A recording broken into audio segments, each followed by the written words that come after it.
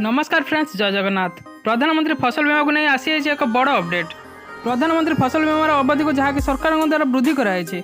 आपण मैंने समस्त जानी फसल बीमार अवधि को सरकार द्वारा प्रथम थर पर जुलाई 31 तारिख कराई।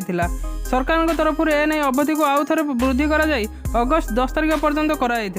एवं सरकार तरफ विज्ञप्ति प्रकाश पाई जे ऋणी अणऋणी एवं डिफल्टर चाषी को पंजीकृत करने शेष तारीख 25 अगस्त 2024 पर्यंत कर किपरि लाभ पाइपर मुझे भिडियो माध्यम आपको जन ता पूर्व भिडियोटी को शेष पर्यंत देखूँ, स्किप कले जापर ना। आमर ये चैनल को नुआ कर विजिट करुले आमर ये चैनल को लाइक करूँ, सब्सक्राइब करूँ और देरी नक बेल आइकन को दबाई रखुँ, जहाँफल आपण मैंने नुआ नुआ अपडेट भिडियो पाइपर।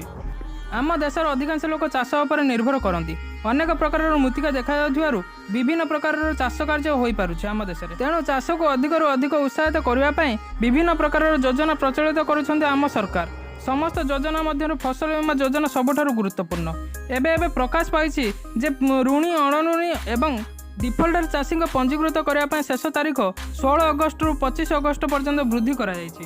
फसल बीमा पाइबापी कृषक मान पंजीकृत कराइने उचित, नहले फसल बीमा पाइपर ना।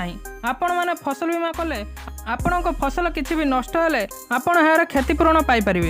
जो मैंने एप्लाय करिसेंती भल कथा, जो मैंने एप्लाय करना एबे जाई एप्लाय करना। एथिपाई आपण मनरे प्रश्न उठुथिबो एथिपाई कोन कोन डॉक्यूमेंट दरकार। यही बीमा पाई आपणकर Aadhaar card, mobile number, bank passbook जो चाषी नाम, अकाउंट नंबर, IFSC कोड स्पष्ट भाव बुझाऊ। आपण मैंने निकटस्थ CSC केन्द्र, मोहसेवा केन्द्र एवं प्राथमिक समवाय समिति बा सोसाइटी को जाई यहां को पंजीकृत कराई पारिबे। आपण मैंने डेरी न करी जाई प्रधानमंत्री फसल बीमा योजना को एप्लाय करंतु एवं प्रधानमंत्री फसल बीमा योजनार लाभ पांतु। भिडियोटी को भल लगी लाइक करंतु, शेयर करंतु एवं सब्सक्राइब करने को जमार भूलंतु ना।